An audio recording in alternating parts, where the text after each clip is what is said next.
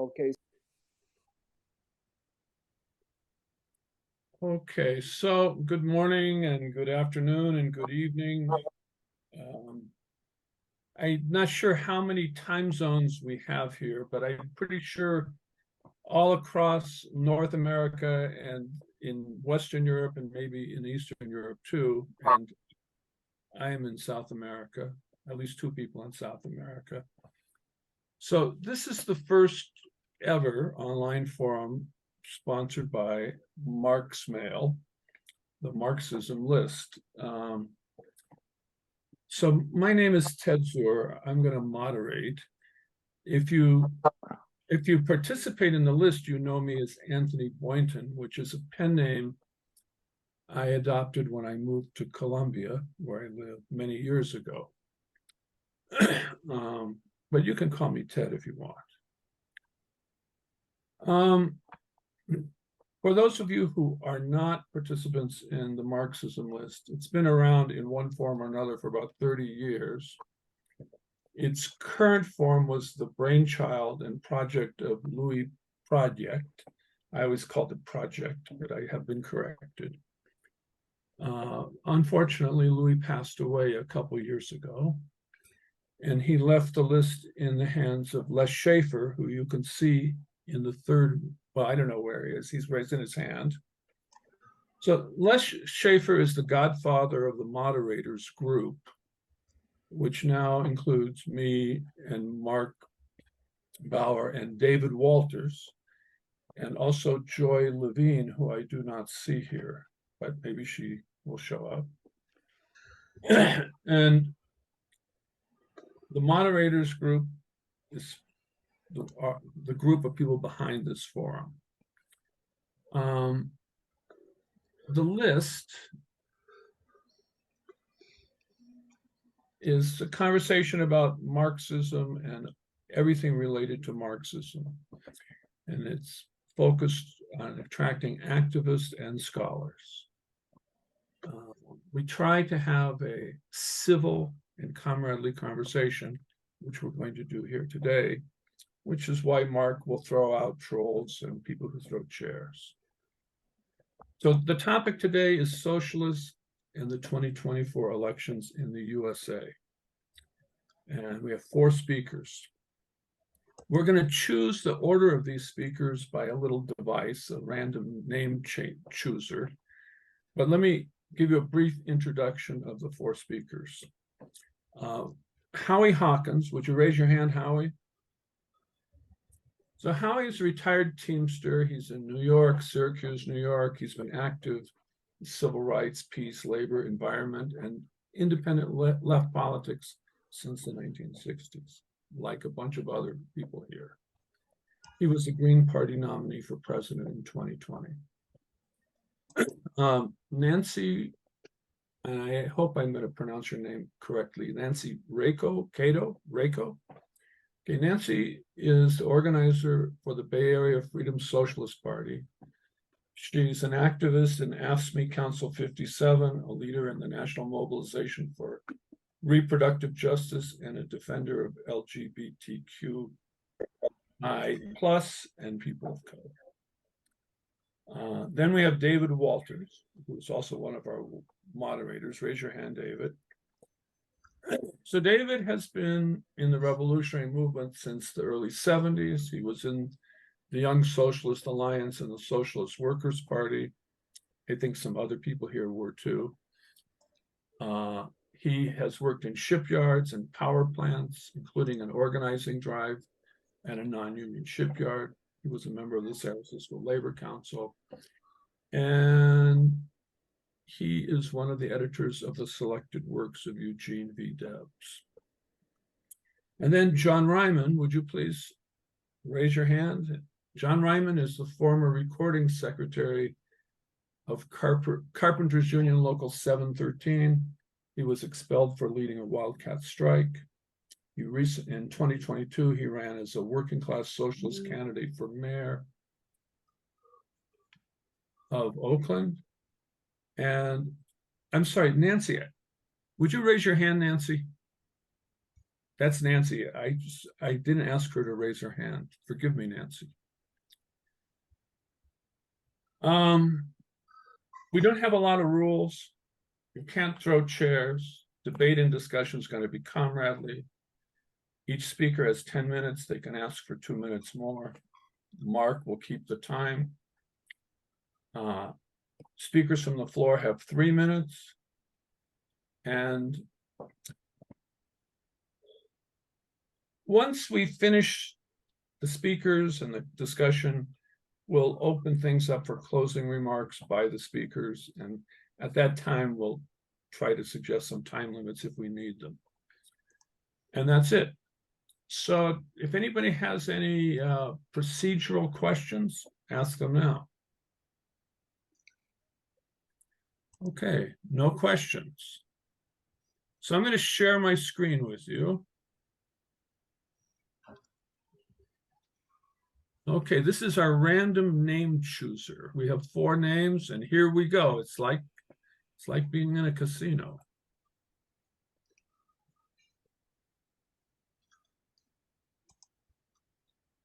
Okay, Nancy is going to go first.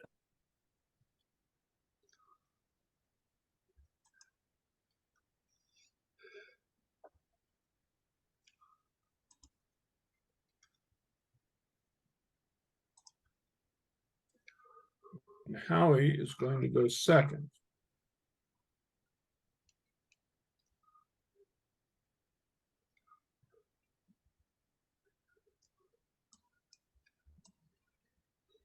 And David will go third, and John will be the 4th speaker.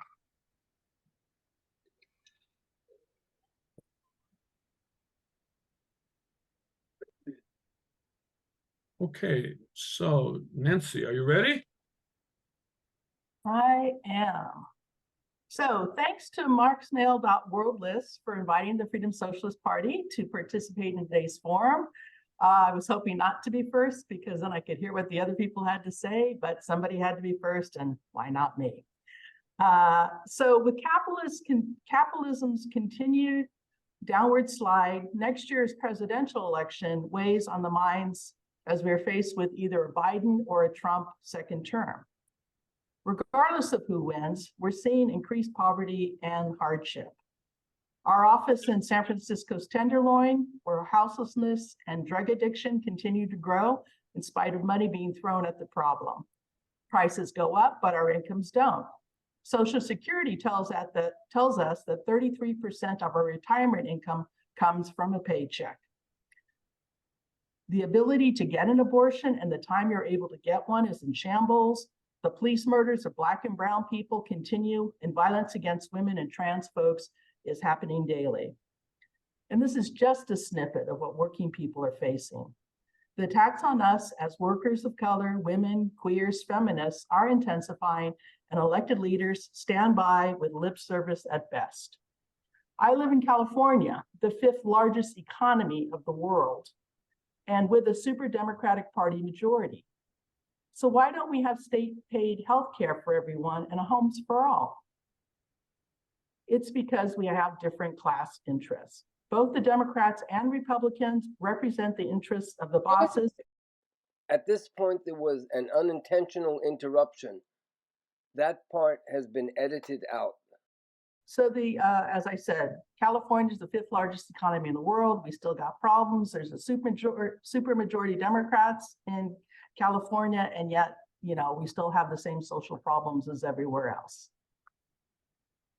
The Democrats and Republicans represent the interests of the bosses, which means they are propping up the system and profit off our misery. So we need to break with the twin parties of capitalism. I think it's also important to put elections into a context. While presidential elections consume months of our lives, elections in and of themselves are not the road to basic change. We see that change is made through working people standing up and demanding voting rights and an end to Jim Crow, like what happened during the civil rights movements, when students demonstrated and demanded the creation of ethnic, gender, queer, and labor studies. That's when change happened. As socialists, we have an important role in analyzing what's going on in the world and advocating for action based on our analysis. Trump does pose a threat to the rights we still have, but is that reason to tell the working class to vote for Biden, who will easily adopt far-right bigotry and repression if the bosses need to move towards fascism?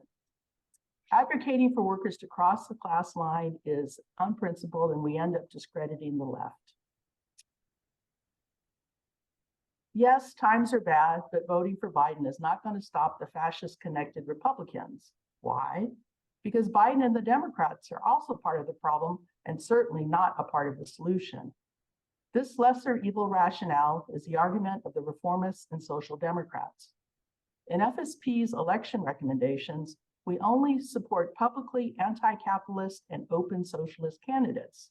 We supported John's campaign for mayor last year because he ran as an open socialist and had an anti-profit system platform.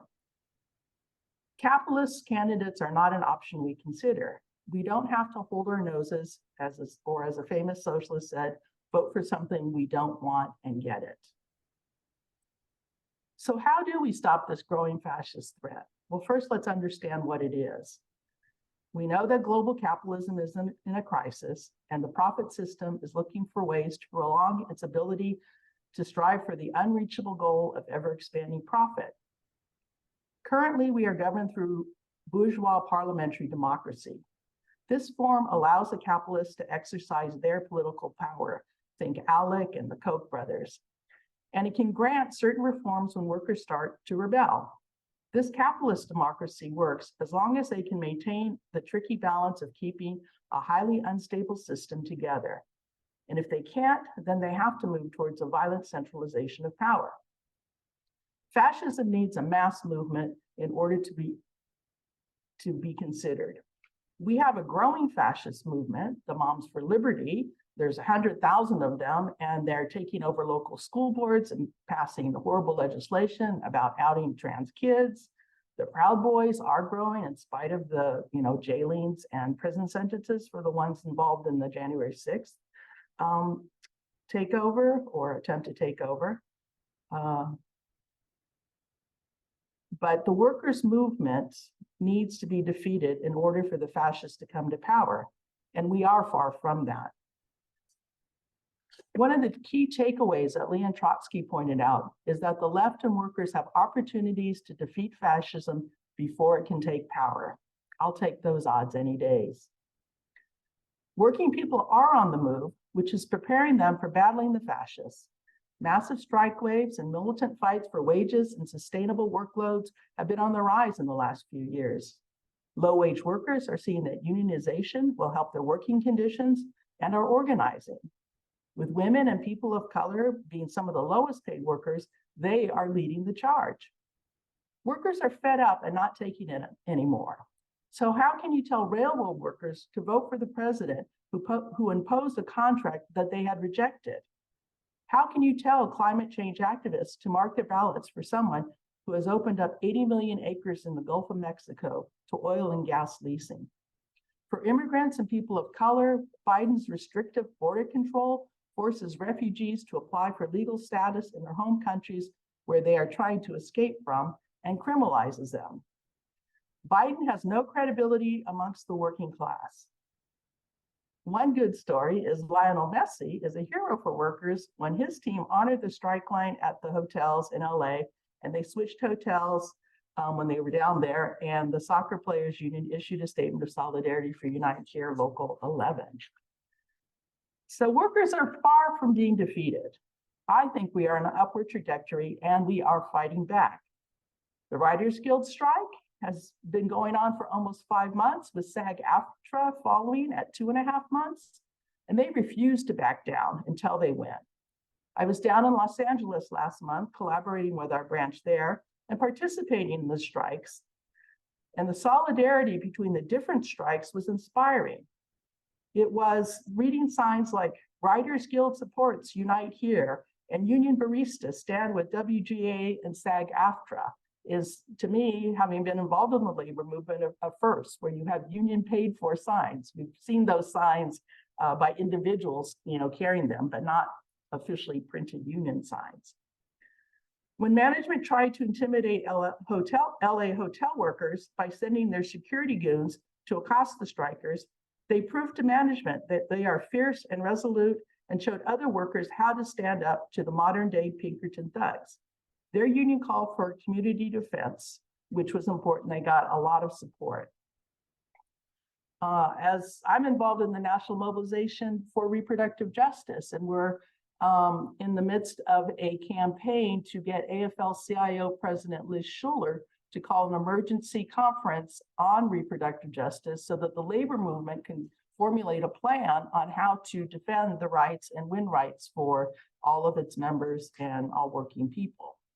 My union, which is AFSCME Council 57, donated $1,000 and endorsed the case, or not the case, but the campaign. So we've already had a meeting with AFL-CIO reps to discuss how to make this conference happen. Last weekend, FSP organized a protest against the Women's Declaration International, a transphobic separatist group who have aligned themselves with the far right. We even got the Harvey Milk LGBTQ Club to endorse, and the chair of the San Francisco Democratic Club spoke. We work with Democrats, but we don't endorse them. We've built relations in the community, and we can agree to disagree and work together. So what do we need to do? Well, we need to join together on the left to build united fronts to defeat the fascists. Workers are already fighting, so let's share our Marxist analysis of capitalism and why it represses wage earners, women, people of color, LGBTQ+, and those with a disability. When we learn of a fascist threat, we should be contacting unions, inviting their participation, especially on security. The left needs to jointly fight back against anti-communist legislation. 1 minute warning, Nancy. We gave you an additional minute because of the interruption. So this is your 9-minute warning in 10 minutes. Thank you very much. The left needs to jointly fight back against anti-communist legislation, such as the recent House legislation denouncing the, quote, horrors of socialism. We also need to work together to stop the attacks on other left organizations. Let's promote socialism as a cure for capitalism's inhumane disregard for people's life. This is especially urgent today since so many young people are in favor of socialism. And actually, most of the people we're seeing coming around FSP are young people. We need to build a mass organization that fights for the rights and needs of working people and the oppressed. The organization could support and run candidates, and we'd argue that it needs to be anti-capitalist. Unions who stop supporting Democrats could also belong and would be welcome. The Freedom Socialist Party has confidence in the working class. As a class, we're multiracial, multi-gendered, multi-sexuality, multi-generation, and we are not defeated. Can workers rise to the challenge of defeating capitalism and replacing it with socialism? I say yes, so let's get to it. Thank you.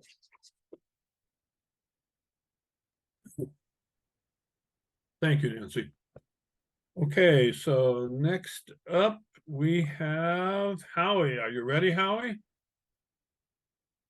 You're muted, Howie. You want to unmute yourself or you want me to do it? I can do it. Okay. Well, thank you, Ted. I got 5 points. I'm going to try to do them in 10 minutes.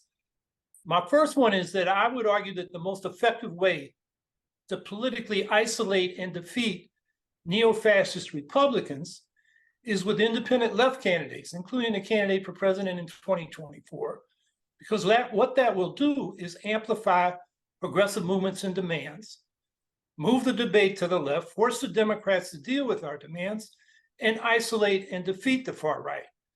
If the left silences itself by not running our own candidates, the whole election moves to the right. Now, unfortunately, for a long time, the dominant position on the broad progressive side of politics, as well as much of the ideologically socialist left, has been to support the Democrats as the lesser evil.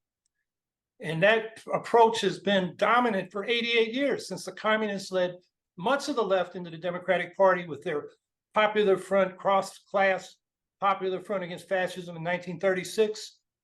The Socialist Party followed them in the 1950s with their realignment strategy to reform the Democrats into kind of a social democratic party.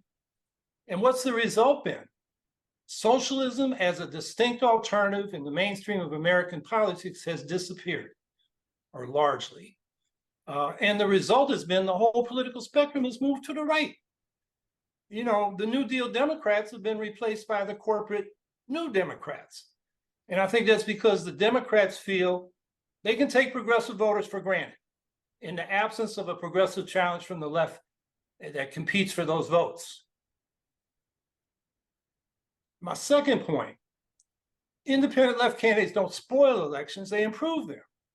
The dynamic is not that they split the center-left vote and elect Republicans. The most common political dynamic is that by raising our demands, left candidates force the Democrats to respond.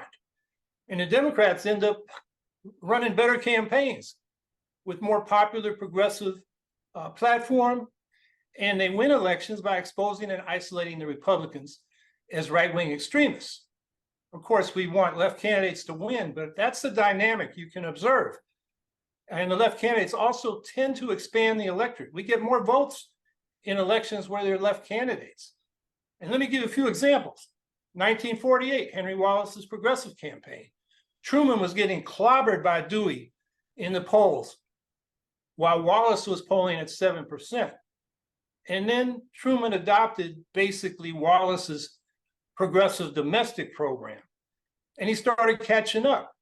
The Gallup poll had him at 17 points behind in late September, and it was down to 9 points by mid-October and just 5 points at the end of the month, which was within the margin, the poll's margin of error, or a little bit above the poll's margin of error.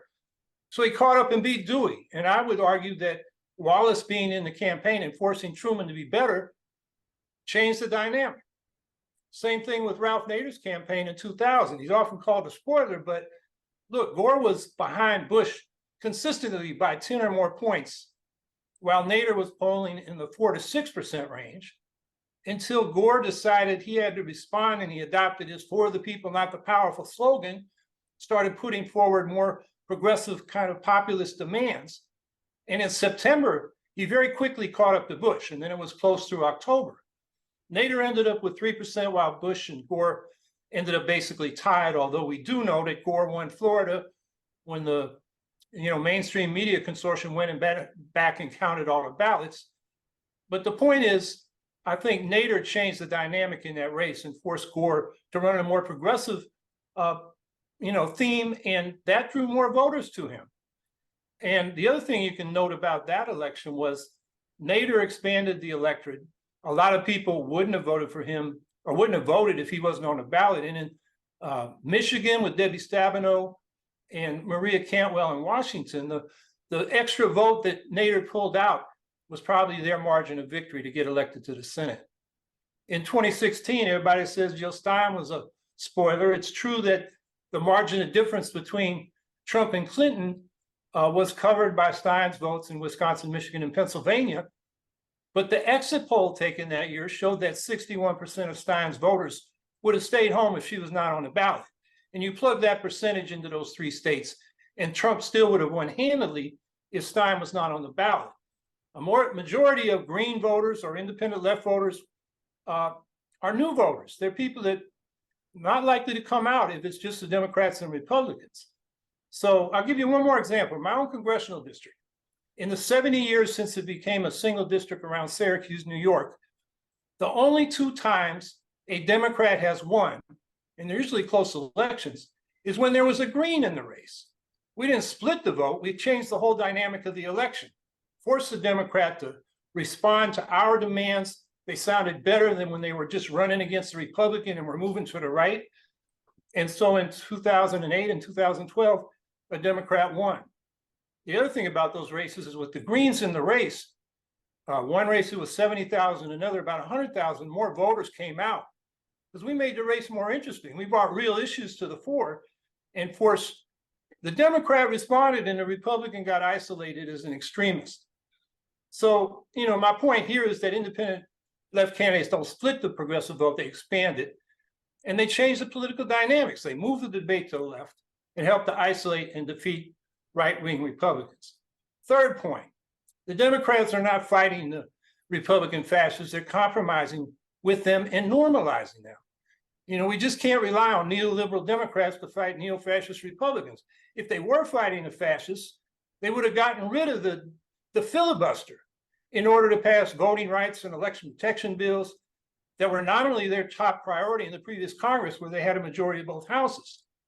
They would have expanded the Supreme Court in response to the court's approval of racist and partisan gerrymandering, its approval of state abortion bans, and its many other reactionary decisions. Instead, Biden normalized these neo-fascist Republicans by calling for bipartisanship with the goddamn party that tried to overthrow his election. But without a progressive challenge that Biden feels at this point, he's been moving to the right to try to get votes in the center right. His immigration policies are as inhumane as Trump's. They just don't have the racist scapegoating attached to it. He's approved more oil and gas drilling projects than Trump did over their first 3 years in office. His policy on crime is 100,000 more cops instead of anti-poverty and drug policy reforms. His debt stealing deal caved in to Republican cuts to social spending while keeping military spending untouched. The Democrats have failed. They've repeatedly voted to continue the Bush and then the Trump tax cuts on the rich. I mean, I could go on and ask yourself, what popular progressive reform is Biden campaigning on to mobilize the progressive base of the Democratic Party? I can't think of one. So this is the old centrist corporate Democratic playbook, which has lost them so many state, congressional, and presidential elections since Reagan. So my third point here is it's foolish to rely on the neoliberal Democrats to defeat the neo-fascist Republicans. Now, some socialists are saying, well, we can't support, broad progressive parties like the Greens because they're not explicitly socialist. But I would argue the most important thing is the class independence of the Greens or whatever independent left party we're talking about from the capitalist Democrats and Republicans. This was Engels' advice to American Marxists during the Henry George United Labor campaign for mayor in New York in 1886. He said, the most important thing here is they've broken with the capitalist parties. They're speaking independently. And he said the movement would develop a better program, a socialist approach through debate and experience. And, most socialists have actually advocated this. They've called for a mass labor party, which isn't necessarily ideologically socialist at the beginning, but within which socialists can advocate for socialist perspectives. And I've found that to be the case with the Green Party. I mean, from the 1980s till the early 2010s, it was basically a progressive populist platform. But since 2016, the Greens, are explicitly in their platform, eco-socialist. So my fourth point is that the most important thing is the class independence of independent progressive parties from the two capitalist parties. And my last point is one I hope we can all agree on, because I think the left should prioritize electoral reforms that eliminate the spoiler problem, which is entrenched in our single-member district winner-take-all election system. And that's what makes so many progressives feel compelled to vote for the lesser evil Democrats to stop the worst Republicans. And these, I would argue, are reforms whose time has come. We went from 2 jurisdictions in 2000 that had ranked choice voting to 20 by 2020 to 51 today. I mean, 31 more just in the last few years. It's on the ballot in many states and localities across the country this year and next year. And in particular, I would say we need to advocate for ranked choice or proportional ranked choice voting for legislative bodies. So we get proportional representation. That's 10 minutes, Howie. Do you need 2 more, or you want to just take a minute or 2? I need about 30 seconds more. Okay. So I would argue proportional ranked choice voting, proportional representation is a reform that is really transformational. With proportional representation, the independent left gets its fair and proportional share of representation in government that legitimates the left and gives us a space, a platform in which to argue for our perspectives, which I think in the long run, we can win those arguments.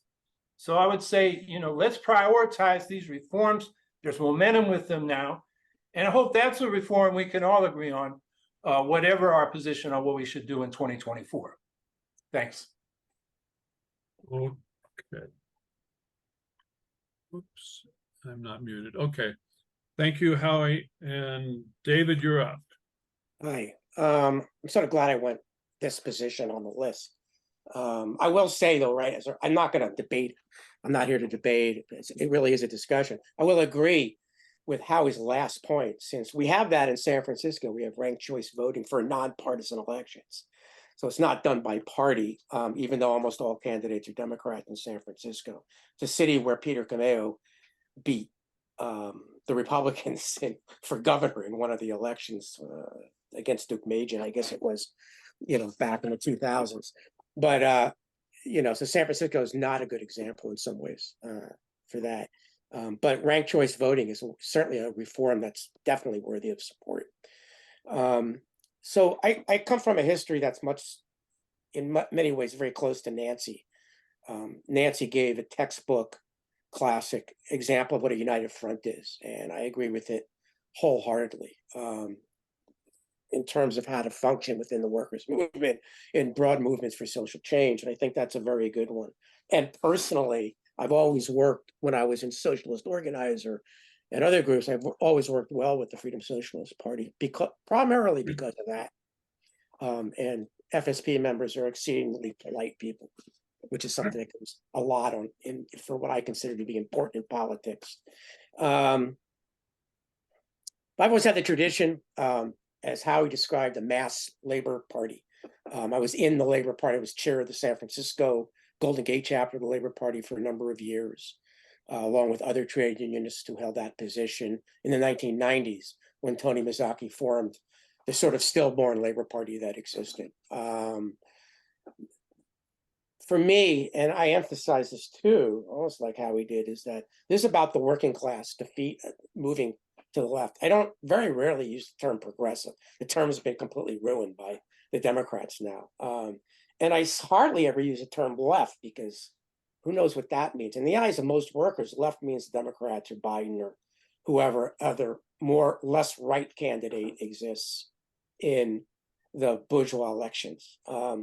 So one of the things that my group, one of the things we emphasized, along with a clean break with the Democrats when we were in the Labor Party, which had about 10,000 formal members and then affiliations with about, 1 million or so, or 500,000 trade unionists through their unions, though it had no presence in those unions, was that we have to have an electoral component, and we have to also work in the class struggle itself, regarding the actual struggle of building unions and fighting racism, getting independent and all covering single payer healthcare, socialized medicine, and that sort of thing, the right to an education.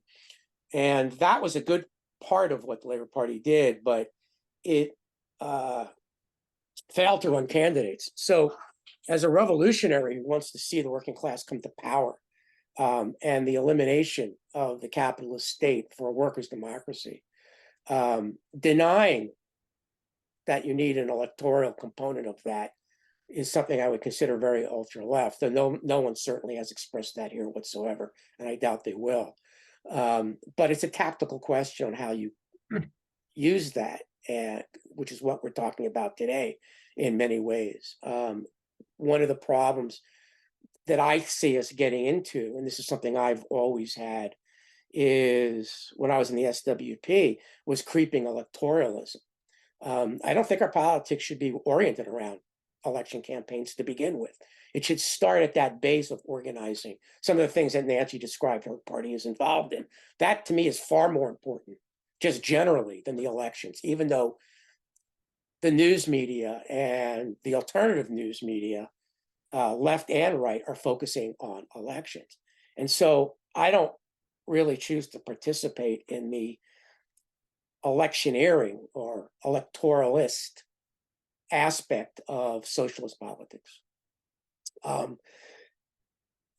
My position, Mark Bauer described me as having like this creative, muddled position, and I admit to that completely. I've changed a lot in the last 3 years, and I'm speaking very much as an individual now.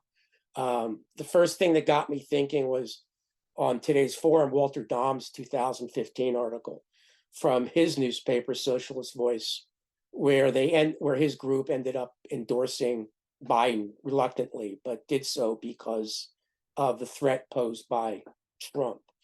And so one of my big differences with the participants so far, and a lot of people on the left, is that while I will never endorse a Democrat, and I'm not calling for people to endorse Democrats, but I can no longer say you shouldn't vote for a Democrat, because despite Howie's very good list of crimes committed by the Democrats, and I can add to that, like failing to overturn the Hyde Amendment, which was enacted in 1997 with Democrats supporting it. The Hyde Amendment is a sub aspect of the anti-abortion movement, which prevents the federal government from subsidizing abortions for poor women on Medicare and Medicaid and all that. And it's a completely racist, anti-working class amendment that was passed. At no point did the Democrats ever bring up a motion to overturn that. They did defeat, and this is something to consider. In the 20th anniversary of that, Scott Walker, then chair of the House, Speaker of the House, put forward a motion in this Republican Congress, pro-life Congress, to make it an act, make it a permanent measure in American law. And it was defeated. It was defeated by whom? It was defeated by the Democrats. And there wasn't a mass movement out there around this, not much of one. There were some picket lines and demonstrations, but they didn't have an effect. The Democrats did that. And so in light of that, I see why, despite what many people here think and have articulated, there are a lot of working people who are working class people, including workers who understand they're part of the working class, that will hold their tongues and vote for Biden and vote for Democrats because of Trump. I don't agree with the concept that Trump is the same thing as Biden, despite the truth in how he laid out. I think he did a very good job of doing this, and a big condemnation of the Democrats. The fact of the matter is, if Trump wins an election, at least this election coming forward, I'm not one of these people who thinks he's a fascist, but I think one of the reasons the fascist movements have been growing, as Nancy pointed out, is largely because of Trump. And because of Trump giving the okay, wait on the sidelines when we call you, metaphorically speaking, analogously speaking, directly to the far right. And it will be an amazing green light for the far right if Trump wins this election and wins Congress along with it. Now, if you take the position, there's no difference. It doesn't matter if the Republicans continue to dominate the Supreme Court. And, doesn't matter what Roe versus Wade happened, because there was no big mass movement opposing it. Though there was the decision by the Supreme Court to ban abortion, which is what that was, throwing it to the 10th Amendment and states' rights. And the national abortion ban will go into effect when the Republicans win that Congress. It will not go into effect, factually speaking, if the Democrats win. And I think if you're honest, you know that.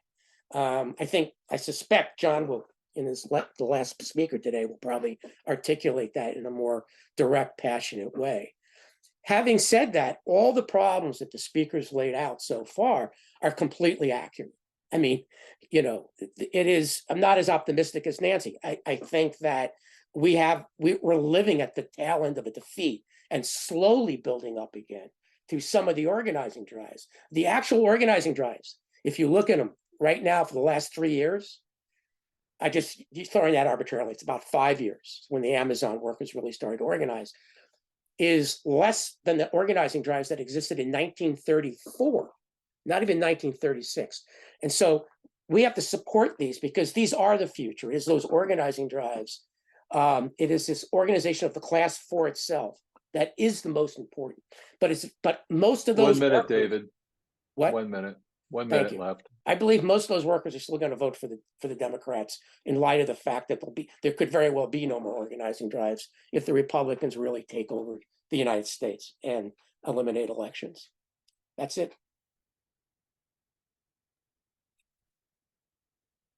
Okay, thank you, David. And John, you're up. Okay, well, first of all, my apologies for having interrupted the meeting. It was I'm going to be sharing a clip from a video that I did from part of my election campaign for mayor last year. And what this is excerpts from comments that I made at a candidates night that included the 3 progressive Democrats and myself. And afterwards, I'm going to post the link to the full video later on. But anyway, here we go.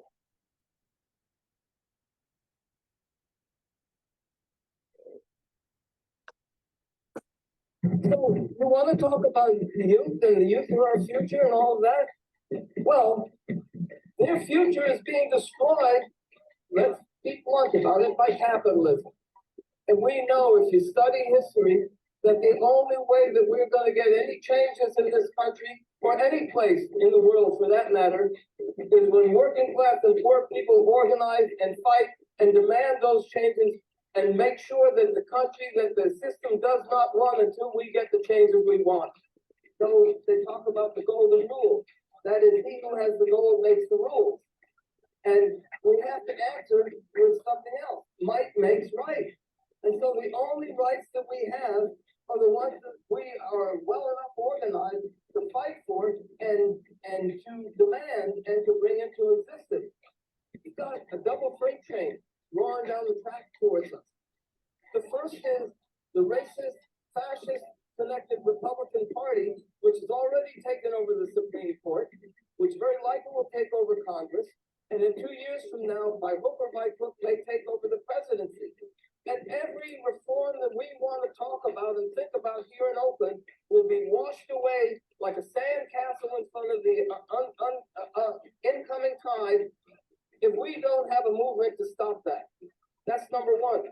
The other is the whole question of global warming. An example of why we need a working class party to oppose these 2 parties of big business. And so my purpose in sharing that is the following, that many socialists fear that if you vote for a Democrat, that will suck you into Democratic Party politics. My campaign for mayor decisively proved that that is not true. And I think that short clip is a prime example of that. I voted for Biden in 2020, and I plan to vote for him again next year. But that in no way inhibited me from running as an open socialist and emphasizing that we have to build our own working class movement and a working class party. And if you watch the entire video, you'll also see that, quite frankly, that I mercilessly attacked the so-called progressive Democrats that were up on that platform again and again. My second point is this. Over the last 75 years, it was correct, in my opinion, to refuse to support any Democrat. That was because in that period, the advantages of having a Democrat in office, and there were some, they were relatively small, but there were some, but those advantages were overshadowed by the central demand that the unions must break from the capitalist Democratic Party and build a working class party. And in order to emphasize that demand, we called for no vote for any Democrat. But comrades, the situation has changed, and we have to recognize that. And all the comparisons about the failures of Biden and so on, and in effect, comparing him to Trump, simply they are just burying our heads in the sand. The Republicans, what some call the Trumplicans of today, are not the same as yesterday, and we have to recognize that. And, you know, the election of 2016 should have been a wake-up call. And for some of us, at least, it led us to start to question, well, what is going on underneath the surface that we were not fully aware of? And it's, for one thing, it's pure idealism to think that the 75-year war on the best traditions of the labor movement, on the militancy, militant struggles such as in the 1930s, and also the socialist traditions, that that war did not have any effect. And I have to add, every single wing of the union leadership, including the so-called progressive wing, was deeply committed to carrying out that war.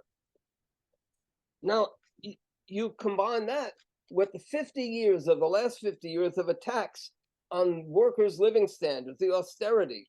To a great extent, they were carried out through globalization. And that led to massive job losses, especially in heavy industry. And workers were told during this whole last 50 years, oh, we're going to feel the benefits of globalization. They're right around the corner. A rising tide lifts all boats, and so on and so on. And maybe some workers believed that for a period, but after a while, their patience wore out and the anger and frustration built up. But that anger and frustration and the tendency for it to develop a working class movement was suppressed again by every single wing of the union bureaucracy, including the progressive wing, and also by the non-profiteers. And therefore, that anger and frustration burst out in another way towards what they call populism, towards reaction. And one aspect of that, by the way, is this conclusion that many people, including workers, formed, that the capitalist mainstream media, that it's just fake news when they report anything that we don't like to hear, that they tell outright lies about actual facts. Incidentally, many on the left have also fallen for that claim. And it means that the capitalist class, to an unprecedented degree, has lost its ability to influence tens of millions of people in the US, including workers. And that, combined with the crisis, and I do believe it's a crisis, in the US working class, led to an enormous void, a vacuum opening up. Now, some socialists might say good, because but because of the crisis of the working class, something even worse has filled that void: ultranationalism, bigotry, anti-science mysticism, intentional self-delusion, violence and hysteria. This is part of what Donald Trump represents, and now the party that he has captured, what they represent. An example of which is the widespread support that Trump has among the working class. Now, some deny that there's a wide layer of the working class that supports Trump. There's not time to go into all the statistics, but just take one example. The UAW estimates that 1/3 of its members support Trump. And we should also keep in mind, yes, it's true that a whole layer of workers voted for Republicans 10, 15 years ago. But again, we have to emphasize the Republicans of today are not the same as the Republicans of yesteryear. And so that represents a shift even further to the right. Now, if you look at Trump when he was a president, it has all the hallmarks of moving towards a one-person dictatorship, also known as Bonapartism. On the one side, he broke with some of the most cherished, important positions of the overwhelming majority of the US capitalist class. He ended the negotiations for the Trans-Pacific Trade Deal. He attacked the single most important military alliance of US capitalism, that is to say, NATO. He sided with Putin against his very own security apparatus. Now, on the other side, he took major steps way beyond— 1 minute, John. 1 minute. I'm sorry, I have 1 minute left? On your 10 minutes, yes. Oh, And you wow. get a 2-minute extension after that. Okay, yeah, I would like an extension, but I'm going to have to. All right, John, we'll take John to 11 and I'll give you another minute warning, okay? So, I'm going to have to skip a lot of it, but voting for a Democrat is not identical with supporting Democratic Party politics. I think I proved that in my election campaign. And Trump will not, and the QAnon influenced Republicans will not be stopped by the Democrats. That's absolutely clearly true. What will stop them is a mass movement from below, a working class movement in the streets, in the working class communities and schools, and also a rebellion of the rank and file against every single wing of the union bureaucracy. But if we see the main task at the present as stopping the Republicans, then that has to be we have to carry that out also in the polling booth. Now, I want to make a couple of comments about Cornell West and the Green Party, which is not, and I believe never will develop into a working class party. And I think that Cornell West campaign will be similar to the campaign of Jill Stein, who pictured Trump as the lesser evil, as a so-called peace candidate. And who is West? He charges $50,000 to $100,000 per speech. He co-authored an op-ed in the Wall Street Journal praising the, quote, education reforms of DeSantis. Listen to some of his rhetoric. Quote, the condition of truth is to allow suffering to speak an unremitting concern for universal justice, blah, blah, blah, blah, blah, blah. That's love supreme. This sort of rhetoric will confirm every single prejudice that a whole layer of workers have against the left. And also— 1 minute, John. Okay. Also, he will be playing into the Putin apologist. So I think that the most important thing is to try to recognize and channel the beginnings of a movement of the working class against the domination of capitalist politics. In other words, for a working class, which can lead to for a working class political party. But there's no contradiction between that and voting for a Democrat, as I proved in my election campaign. And also, I would just add, if you look at the example of Brazil, when Lula ran, he was nothing but another neoliberal bourgeois. And in the runoff elections, almost the entire socialist movement united to campaign to support Lula against Bolsonaro. Thank you. Okay, thank you, John. So, who would like to join in here? You can raise your hand physically, or you can use the raised hand function, which is better. So I see Amy and Steve, Amy and three others, a lot of people. So Amy, I may not get you in the right order, but I'm going to try. Amy, Steve, Linda, and I think on the other screen, I maybe have somebody else. Did I miss anybody? Oh, Walter. Okay, Amy, Steve, Linda, and Walter. So, Okay. Amy, Thank sorry?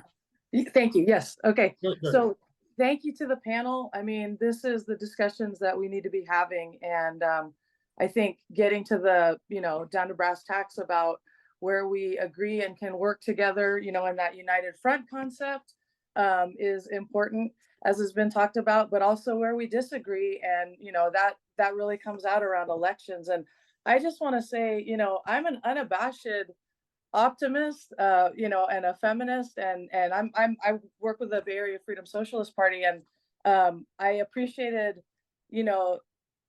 the chance to talk about what is it that elections mean, because to me, elections are one facet. They're not the way we're going to win our liberation, but they are one facet of the working class movement, the working class's opportunity to impact the political landscape. And I think that no matter what, for us on the left, we need to be leading. And I think it really came through in a couple of the talks. And obviously I'm comrades with Nancy, and I want to underscore that the left needs to be leading in elections.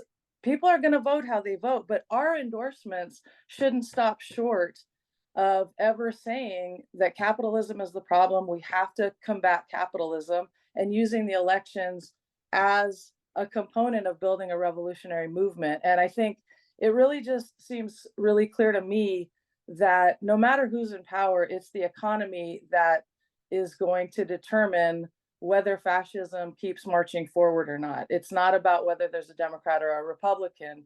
So whoever we've got in there, we need to use the elections to be building a revolutionary movement. And for me, as a queer woman with, with kids, and, with, a kid who's non-gender conforming, when I see people out on strike lines, when I see people fighting, you know, to absolutely be everything that they are and putting their lives on the line, I think that's the least that we can be doing in the left. And I think there's a real opportunity to just, in the elections as well as everywhere else, be open, outward, bold, socialist, feminist, anti-racist fighters, because that's what's going to build whoever's in power. That's what we have to be doing, and we should be using the elections to be building that too. So again, thank you to the speakers, and I just think I'm an optimist because I do see the working class moving and shaking, and I want to be part of that, and I want to be part of leading that and looking for that other great working class leadership.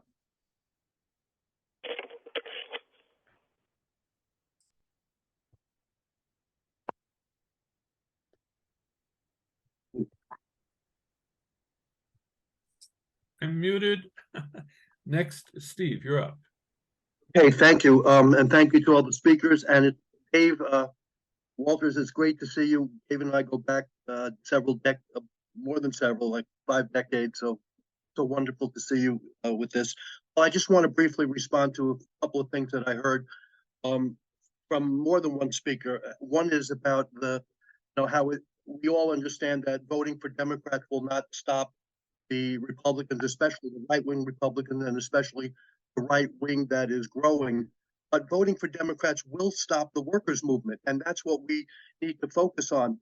Workers who vote for Democrats will be more likely to believe that there's nothing more for them to do. They voted for their guy, and we can sit back and wait for that person to accomplish things in our interests.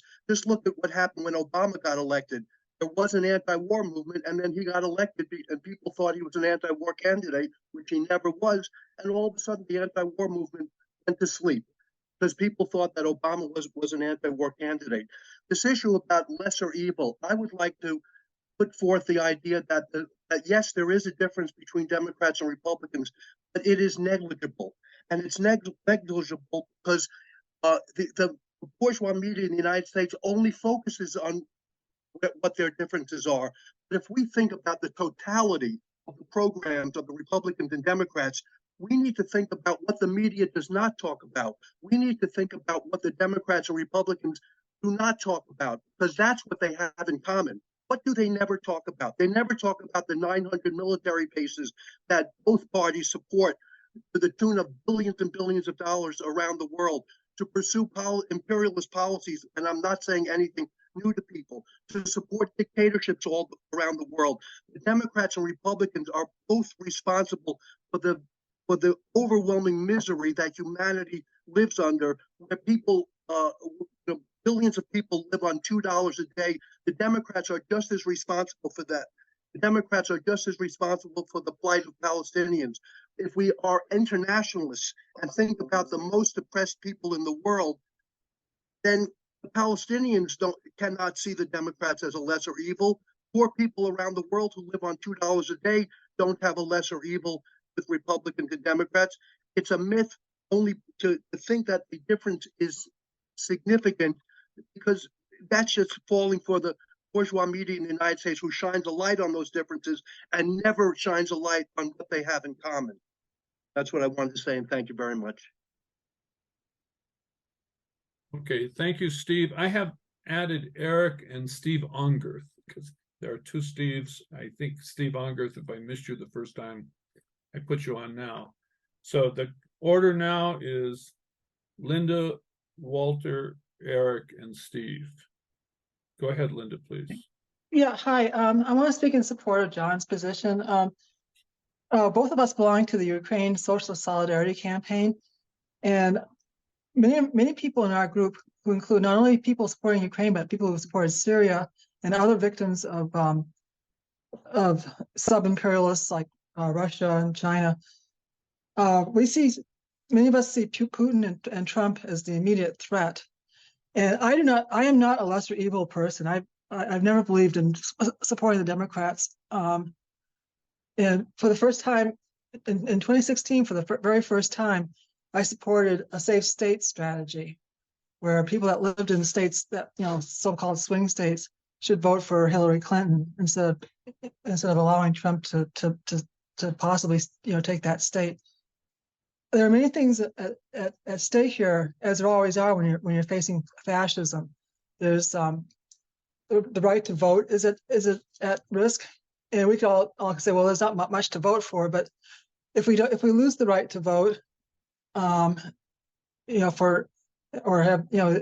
because of the gerrymandering and voter suppression, and we could actually lose the actual outright right to vote too of these people, because as the Republicans see their power diminishing and their numbers going down, they've shown themselves quite willing to resort to outright fascism to steal elections or even prevent elections. So there's that, and then the biggest argument against voting for Democrats, in my view, has always been not only are do they support the capitalist class, but they also suppress organizing. And it isn't just a matter of people being lazy and deciding that they don't have to do anything if the Democrat wins. They have an actual suppressive effect on the left and on leftist groups, and organizing does go down if when they're in power. But that doesn't have to be that way. And we're seeing now that women are responsible for a big surge in votes for Democrats, and yet you still have way more organizing and demonstrating against the anti-women laws that are being passed, in these states. But for me and many others, it's the plight of Ukraine and other victims of both Russian and Chinese imperialism. And we can't, we're in a struggle for the soul of the left, or whether or not, we always take a stand against, ruling classes, imperialist and capitalist classes, consistent anti-imperialism, and whether we always support the oppressed and not turn our backs on them like so many have done with, not only Ukrainians, but Uyghurs and Syrians and Hong Kong, Taiwan, and even people in Taiwan and other countries like that are under threat. But that's all I have to say. Thank you. Okay, so I have added Brad and Phil to the list. And Walter, you're up. Go ahead, Walter. Thank you. Since this debate is sponsored by the Marxism list, I think we should bring in Marx and company. First of all, Howie, I think, misrepresented what Engels had said about the Henry George campaign in the late 19th century. Engels said, the first great step of importance for every country entering into the movement is always for the independent organization of the workers as an independent party. No matter how, so long as it is a distinct workers' party. That is not the Green Party, unfortunately. Howie is an unrepresentative representative of that party. In general, Marx and Engels' strategy after the retreat of the 1848 revolutionary wave was to, first of all, work toward building such independent working class parties, but also, and this is less well known, but it's certainly true, when it came down to elections, if there was no viable workers' party, and if there was a distinction between the bourgeois parties, where one of them supported democratic rights that enabled the working class to organize, they were for voting tactically for that bourgeois party. And the example that's always thrown against such arguments of the German election between Hindenburg and Hitler was not such a case. Both of them were reactionaries. Neither of them was defending democratic rights. You don't have to believe that the Democrats are reliable defenders against the far right, but there are differences, and they are more than a dime's worth. The Democrats are not for stopping black people from voting for their own electoral reasons. They want to win black voters to get into office. Not that they do very much for black people, but they don't stop them from voting. The Democrats are not for smashing unions like Reagan was. They prefer to use the union leaders, or get the union leaders to channel militancy into electoralism for them. They are not for ending abortion rights, although they are pretty pathetic defenders of them. The Republican Party, and I agree with John and David. I have, until recently, I would never have thought of voting for the Democrats. I took the general Trotskyist position that that was unprincipled to do so, until the Trump campaign made us look back and investigate what the actual record and principles of the Marxist tradition were. And I put in the chat a link to the article that David referred to, where we actually explain that principle.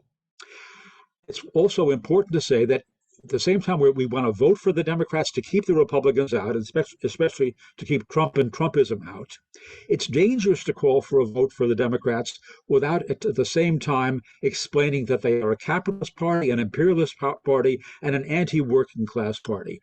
We have to actually denounce the Democrats as no real alternative, to emphasize that voting for them is tactical to gain time for the working class and for oppressed people to organize.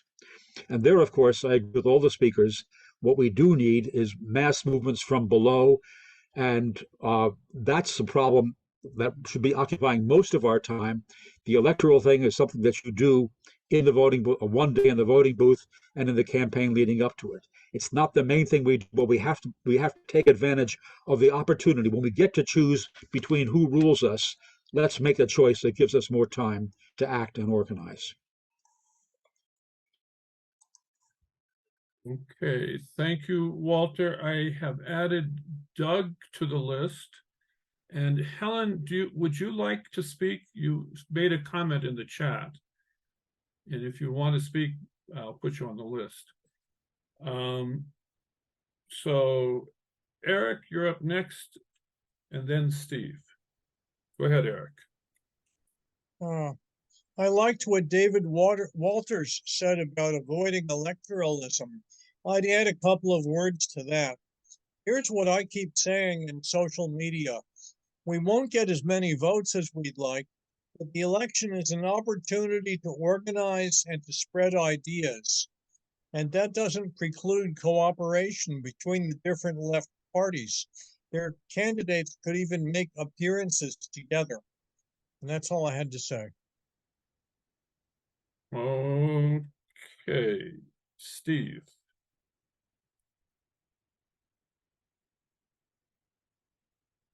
Steve, you're muted. Oh, I'm sorry, I wasn't speaking yet. I apologize. Well, first of all, I want to thank all the speakers. I think this is a great presentation, and I want to say that I really appreciate Walter's comments. I mostly agree with him, although I wouldn't be so harsh or critical of the Howie or the Green Party. I don't always agree with him, but I really do not, as a leftist, really care for being too ideologically litmus test prone. I do want to push back on something that John Ryman said, and this is a running argument and debate that we have. I really think that the white working class Trump voter trope is an overstated case and largely a unicorn and a myth. And I think we need to get away from that, because I think if we continue to push that, our analysis is going to be faulty. A large number of the people that have been described as the white working class Trump voter are not working class due to their relationship to capital. They're largely petty bourgeois that have a working class cultural, identity, but they're not actually working class in their relationship to capital. Most of the working class are not white males. They're not, there are a lot of people of color, women, and LGBTQI who are working class, but they're often not counted as such because they're easily dismissed as being into identity politics. And for the record, most of them vote Democrat, mostly begrudgingly so. There are some working class people who did vote for Trump, white working class people mostly, but they have always been a bunch of, or a subset of the working class that's been reactionary, and usually it's white males. And this has existed since the early part of the 1900s. I mean, one of the reasons why the IWW, which I've been a member of for 28 years, was formed was because the AFL would not organize unskilled workers who weren't WASPs. I do think that what's changed, and I want to address the point that John raised, is that what's going on with white supremacy culture. And I will point out that a lot of people the same number of union members that voted for Trump, the same percentage voted for Reagan in the 1980s.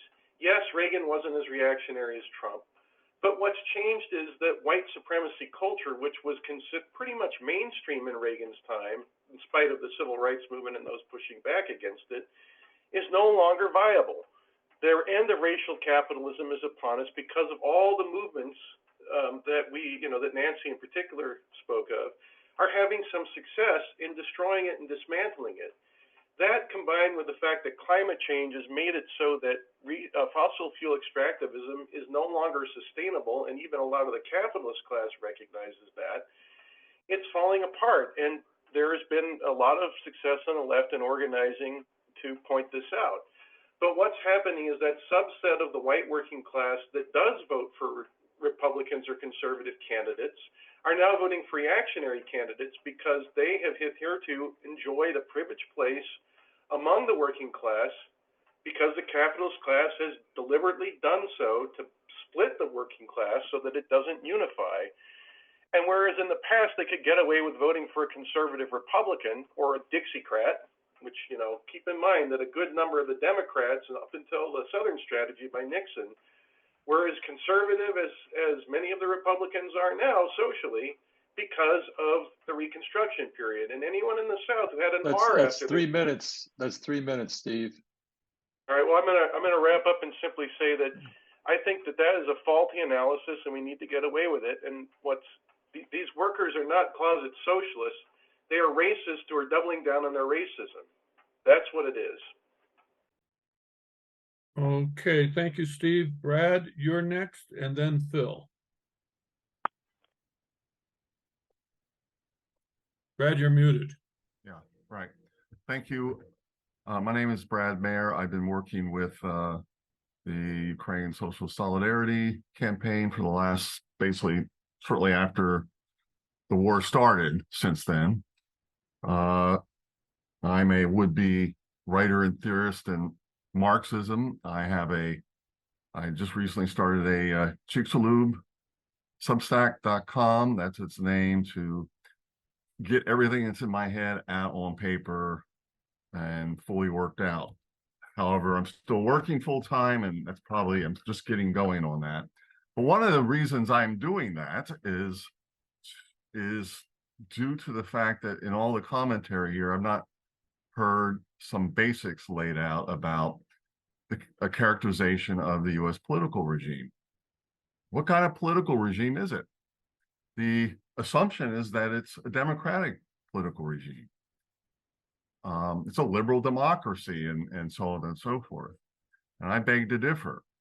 It's not a dictatorship like Putin's Russia, but it's not, as taken as a whole, taken in all of its levels, whether at the federal especially, but also state and local levels. As a whole, it is not a democratic political regime. And that's very important when we consider interventions in electoral politics. Aristotle had a third alternative, which he called oligarchy.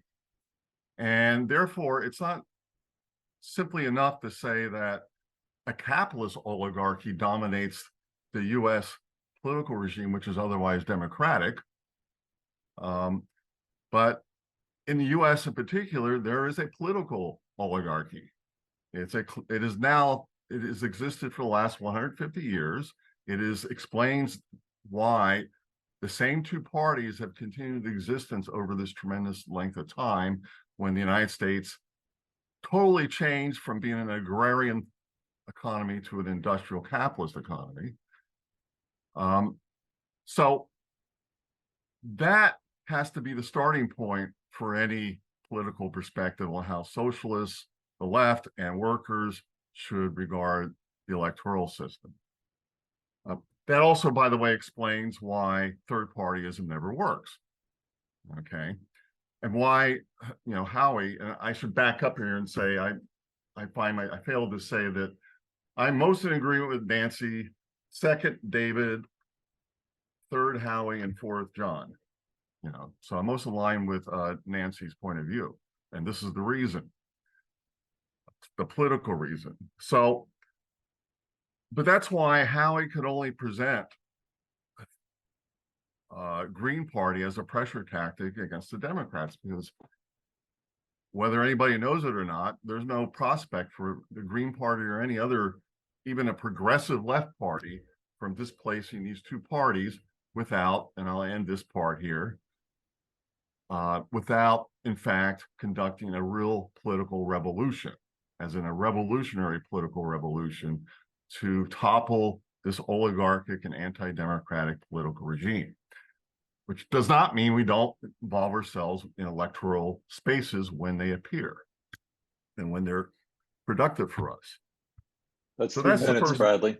2 minutes? That was 3 minutes. Oh, okay. Well, can I ask for like 30 seconds? Okay. Yeah. Because what I was going to say is, what have been the results of 40 years of lesser evilism? You know, it's not a new tactic. It's one that has been followed for at least since Reagan was declared a fascist.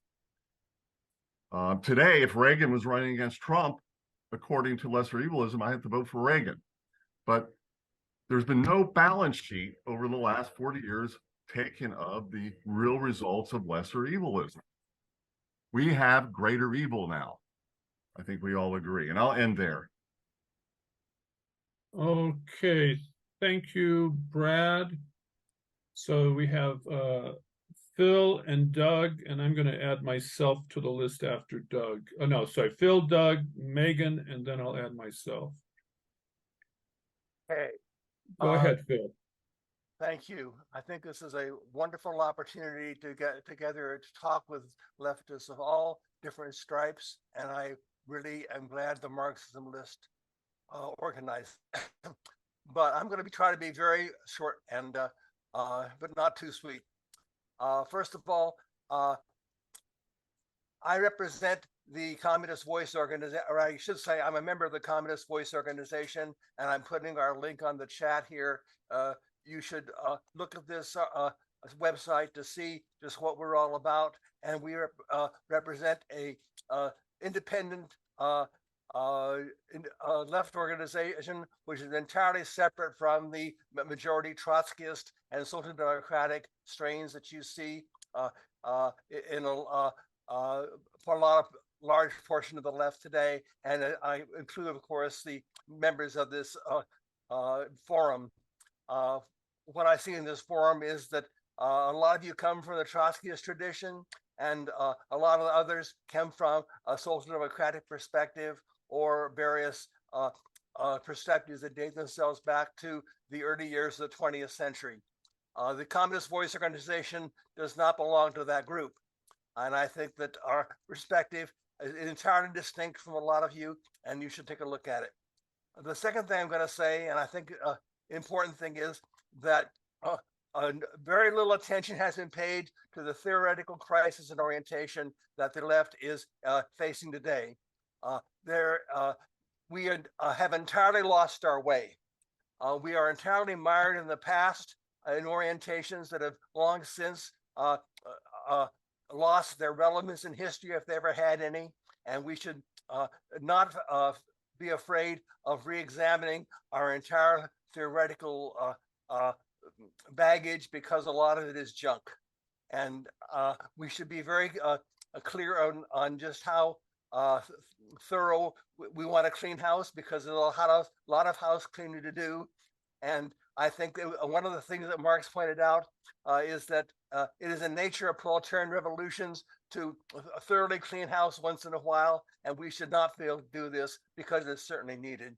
And I think the crisis in theoretical orientation is a very important fact we should face up to right now. Thank you. Okay, thank you, Phil. We have Doug and then Megan, and I have added Charles to the list, and then myself. Go ahead, Doug, please, and unmute yourself. Yeah, thanks. I'm Doug Barnes with the Freedom Socialist Party. Excuse me. And I was listening to John arguing about why he was voting for the Democrats, and it made me think of the Communist Party running during the Reagan election. And the Communist Party, of course, ran their own presidential candidate, but told everyone to vote for the Democrats. And to me, that's the logical conclusion of what John is saying. And it doesn't matter how radical your personal program is, but if you're telling people to vote for the Democrats, it's really, really sending people the wrong message. and it's been happening more and more frequently as the economy gets worse. But I think what we've got to look at is also what happens when socialists do get elected. We helped to get Shama Sawan elected in Seattle for city council after working closely with them on a campaign to raise the minimum wage. Once she got into office, she turned totally into an electoral creature and refused to work with others on the left to launch major campaigns.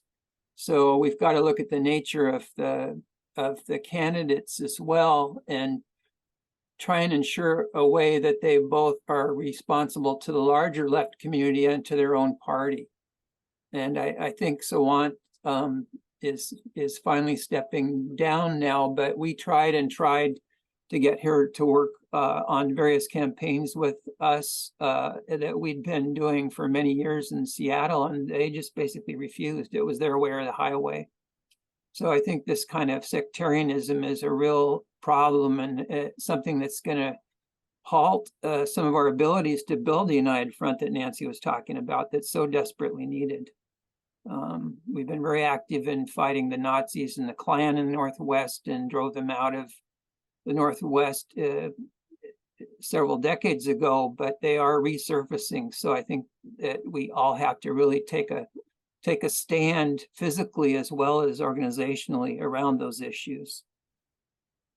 And the Green Party, I just had a question because Howie was saying it's got an eco-socialist platform, but I think it also has a libertarian socialist platform, and the candidates never seem to have any feeling that they're responsible for the program. They can decide who they are going to represent. So that makes me think that the Greens are not a serious party in terms of trying to build a actual movement that is socialist on its base.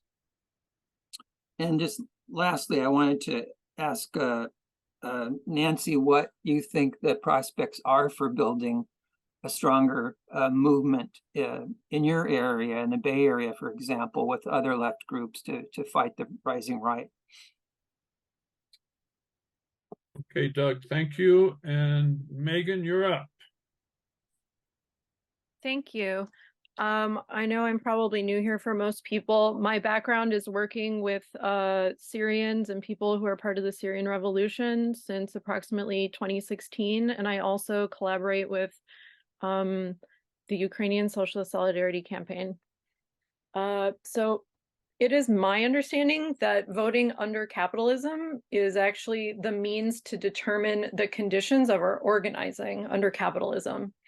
I also understand that Black voters in the US who may or may not be explicitly socialist understand that this is the assignment by voting for Democrats almost every single election.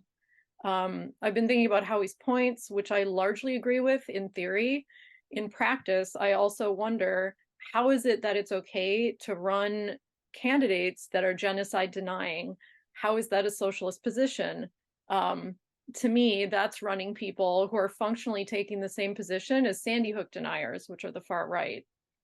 I would argue it's hard for us to get away with saying, like, quote unquote, left candidates, because the left does not mean one singular thing at this point in time. And my understanding and experience is that the left is broadly Stalinist and pro-Putin right now.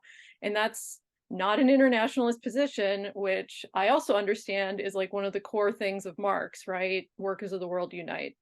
So I agree with Howie, absolutely, that there is something to the effort to move the window left, and especially like taking up space and pushing those talking points, 1000%, and we should be doing that, and agree with everyone else who said stuff about organizing.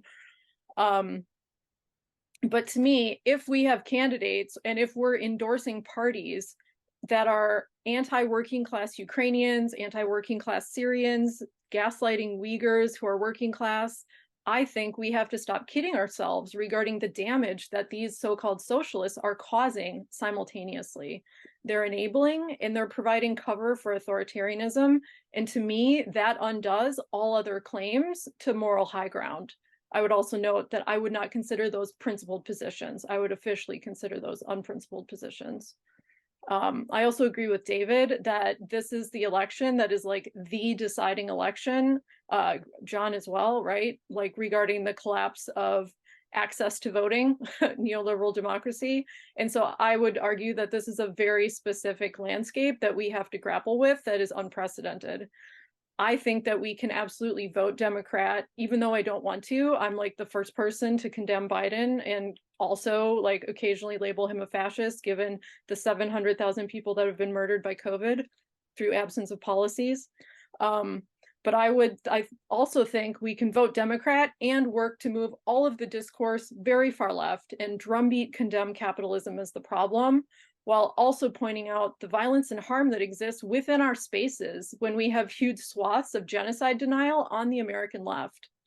And so I think that the Green Party competing with Democrats on the actual November ballot, like I think prior to that, I'm kind of okay with, but I think head to head with Biden is a tactical error. I think it's one thing to change the discourse during the race, and I think it's another thing for us to not put forward a popular front against the Republicans on the ballot. Obviously, like Biden through his bipartisanship. That's 3 minutes are up, Megan. Okay, So could sorry, you wrap thank up? you. Thank you. Yep. Okay, so I will just again underscore that I think we have to be really careful around how we're framing the left at this moment in time, given the Stalinism within it, and also that voting is the means to determine the conditions of organizing against the capitalists. And I don't want us to lose the ability to organize against them. That's it. Thank you. Okay, thank you, Megan. Charles, please. Yes, comrades, as we all know, we're watching or helping or giving our solidarity to the United Auto Workers, and this is very the actual issue of the campaign is coming up as in the CNN interview last week. Brother Fain was asked, "Are you going to endorse Biden?" And he said, "Well, he has to earn it." And then he threw him a softball and said, "Well, everybody come on down to the picket line." And Biden says, "Yeah, I'm gonna be there. I'm gonna be there Tuesday. You know, Trump's gonna be somewhere on Wednesday." So that kind of opens up from the bureaucracy at the top to say, well, we got 1 foot, we haven't quite made our political independence. Could be coming back to the Democrats. He just has to earn it. Well, this is where we have to be fighting this. We can't be fighting for a workers' party and saying, yeah, we're going to win by inviting the president down to the picket line.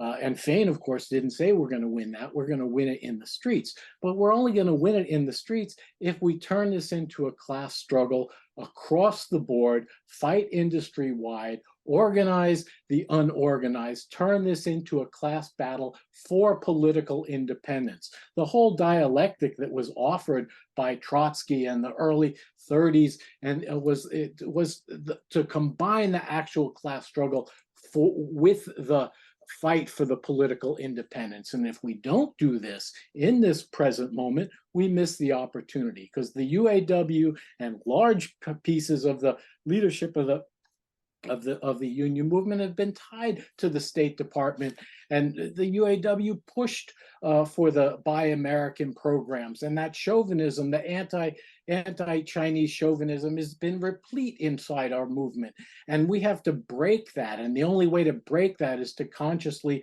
point out the decline of the U.S. imperialism in the face of the rising Russian-Chinese imperialist bloc and the turning of the tide in the world situation, and that the working class has no side in this inter-imperialist war, which is being developed as part of how the capitalist class responds to their decline. They have to fight over the goods in the third world, and we have to explain how our working class here has had a certain level of benefits as a part of our working class's labor aristocracy tied to the labor bureaucracy that ties us to the Democratic Party and stops us from fighting for working class independence around a program for jobs for all, 30 hours work for 40 hours pay, for an escalating series of transitional demands that organize the self-defense that we need. We saw the racists jump out of the car and attack the picket line the other day, and there we had had immediate working class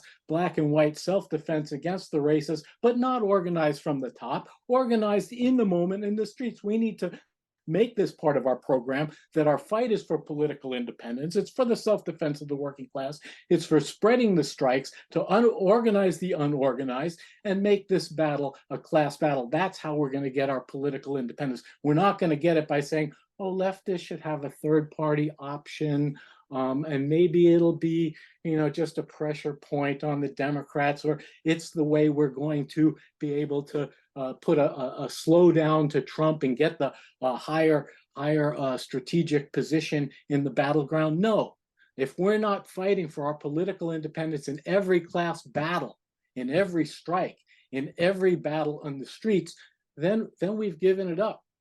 And that's 3 minutes, Charles. Socialist. Thank you very much. Okay, I see that Norma has raised her hand. So Norma, there's nobody else on the list except you and me. Go ahead, Norma.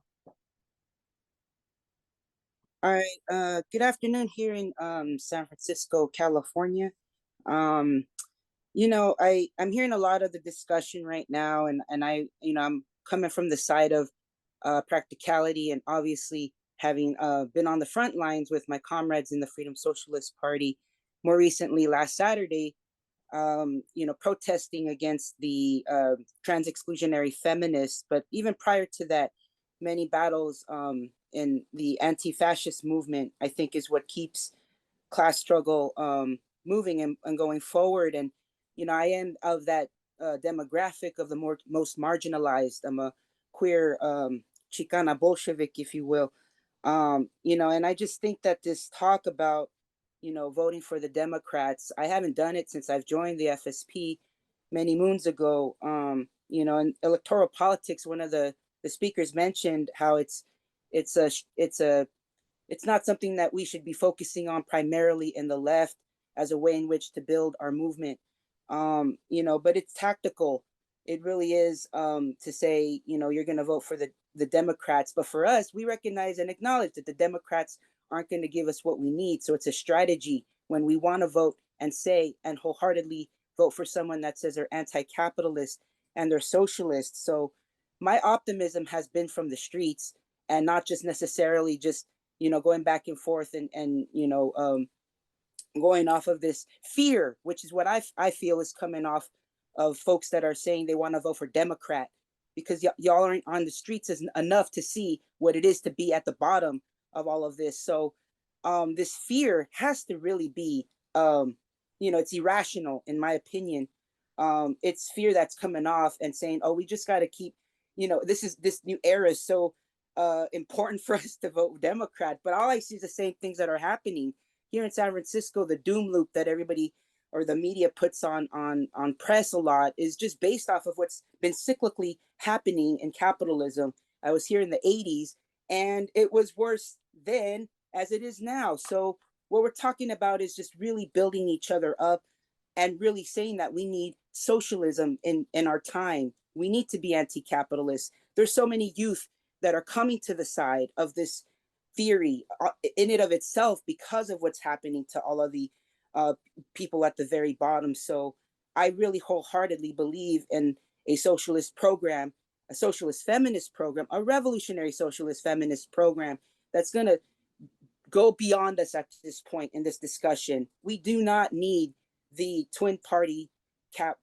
parties of capitalism right now. We need to be voting socialism, and that's where we're coming from. Okay, thank you, Norma, and thank you everybody who's spoken. I want to say a few things. First of all, I'm also in the Ukraine Socialist Solidarity Campaign, but I don't agree with John's perspective or Linda's perspective of voting for the Democratic Party. And the Ukraine Socialist Solidarity Campaign does not have a position on what to do in the elections. There are people who have different positions in the organization. What our point of unity is supporting Ukraine against the Russian imperialist invasion. I want to be brief, although I could speak for hours, as some people know. So briefly, I think we need a socialist revolution. And I think we need it not just in one country. I happen to live in Colombia, but I'm from the United States. Every country needs a socialist revolution. And because of the climate crisis that human society has created, we need a worldwide socialist system with a worldwide planned economy. Well, that's a big thing to ask for. And we're not going to get there in this conversation today. But building the movement in the United States, where this conversation is centered, to achieve, the United States is a key piece of that puzzle. The United States is the most powerful imperialist country in the world still. And the United States is the biggest polluter in the world, well, with the exception maybe of China. And without changing the United States, you really can't change the world. So what you are doing in the United States is vital. I think the class struggle in the United States has been very uneven and complicated because we have won major, major victories. We partially destroyed Jim Crow. Women have won partially against the patriarchy that some of us here have been privileged by. That's true. And those partial victories that we made have been balanced by some partial defeats, particularly the rollback of the unions. Nevertheless, we are on the verge of being able to create a working class movement that is united across racial, gender, and other social divisions that in the past was impossible. How do we create that movement? Through uniting all the individual struggles. One of those struggles is on the front of elections. Voting for the Democratic Party has proven success at co-opting the leaders of the working class into the Democratic Party and not advancing anything for the working class. And under every condition in history, it has done the same thing. If you look at what happened to the movement of the 1960s, it wasn't defeated in the streets, it was co-opted into the Democratic Party.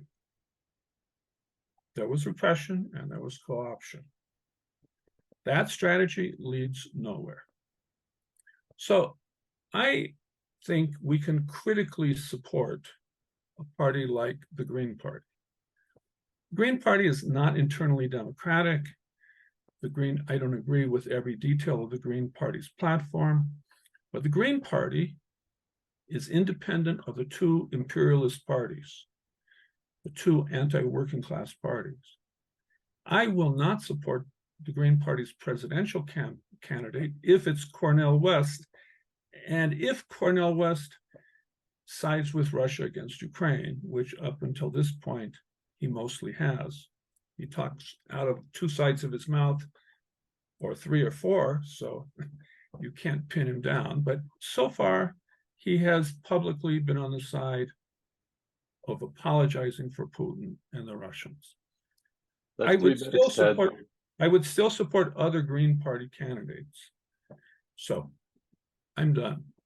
Anybody else? Would anybody else like to speak? Going once, going twice, going thrice, sold. Okay.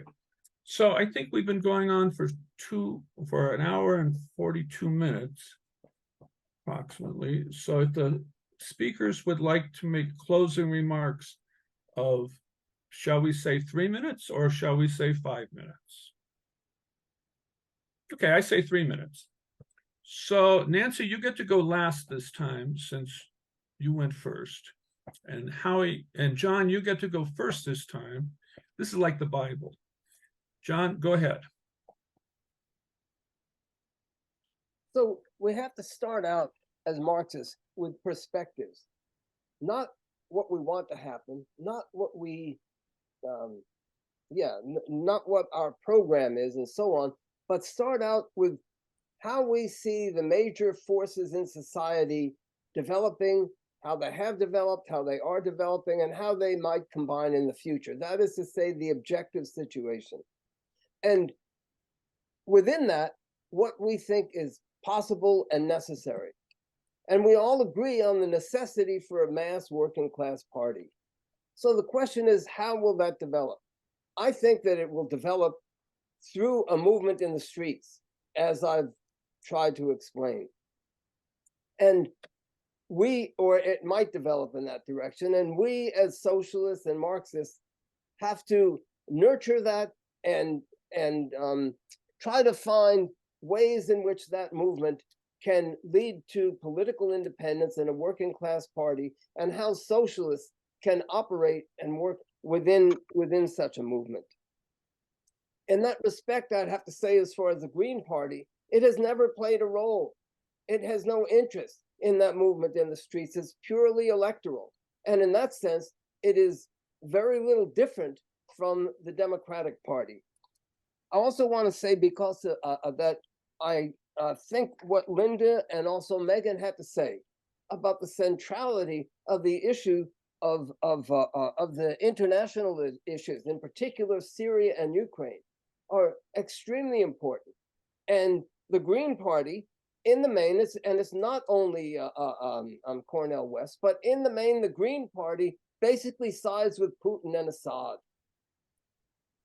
So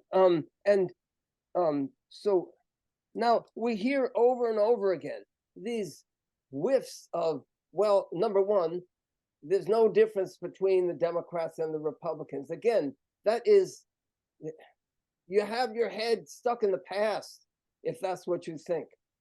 You can't see the difference, the enormous transformation that has occurred in the Republican Party. And it's the same thing with this idea that we've never had democracy in this country. That just simply fosters illusions in what capitalist democracy is. Look at Britain. Have they had democracy? Well, the feudal aristocracy actually has veto power over what the British Parliament does. So it's just, as I said, it's just foster. Of course, democracy, democratic rights under any capitalist regime are always extremely limited. So I want to make some points as far as what Charles Rackless said. And that was 3 minutes, John. Can I have an extra minute, or what's? Thank you, thank you, John. Let's see when everybody else is finished if people want to continue. Okay. So, David, you're up. Oh, David, by the way, lost an internet connection again, so I don't think he's here. Well, And David, sent me a message. here. How are you up?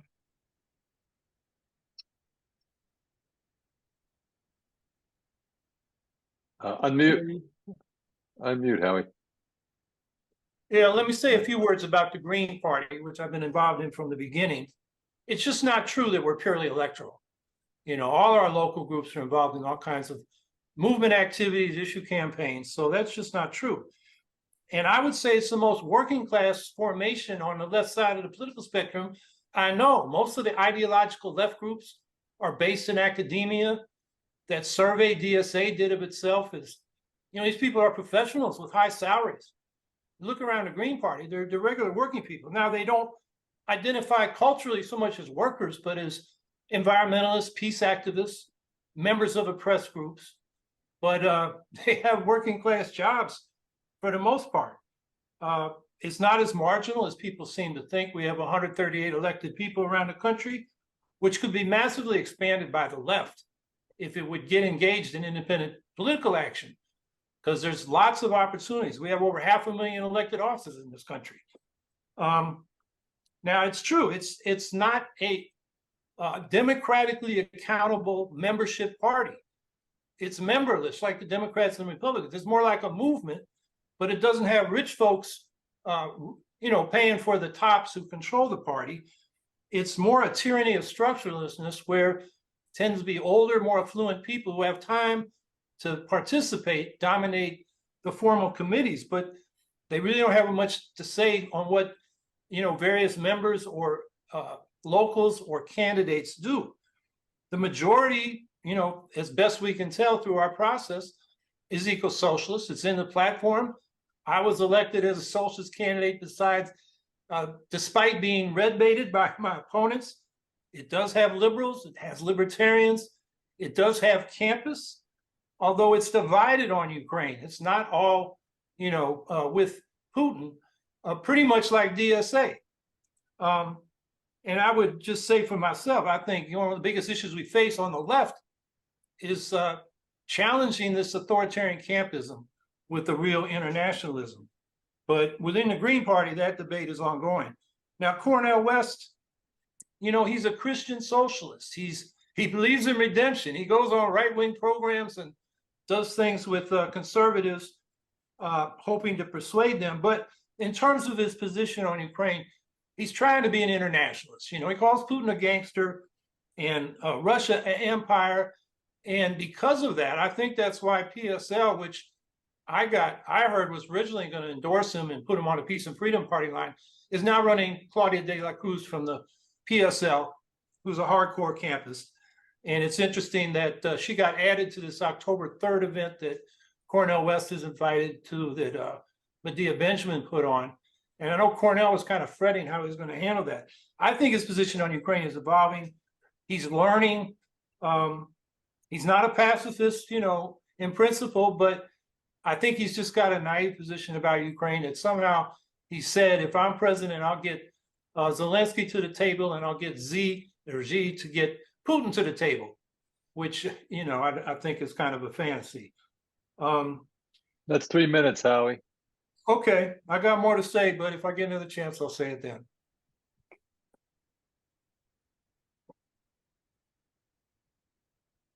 Nancy, you're up. All right.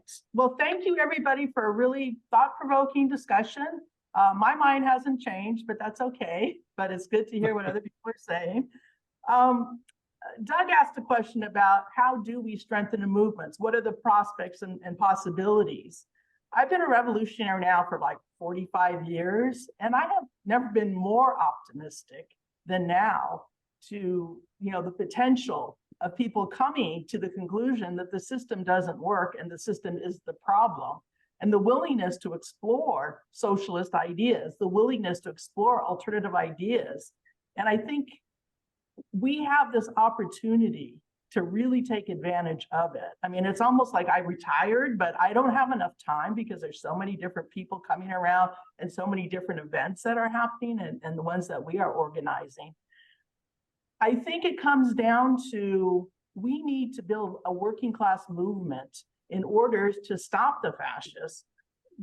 You know, Trump or, you know, Biden, I said earlier, they don't make that big of a difference. Yes, we can nitpick over some of the differences, but the fact they both belong to the same party, that's all I need, to be perfectly honest. And I think that's all that most people know. What people are looking for is leadership.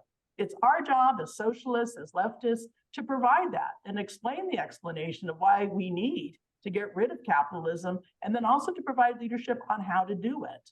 What I'm finding is you look at who the right wing, the far right is attacking, and those are the people you go after, and you say, hey, we're standing up against, you know, these transphobic so-called feminists. We're standing up against, you know, the far right. We're standing up against people who are taking away reproductive justice or abortion rights. You get a lot of people who are passionate about the issue and are so happy that people are organizing.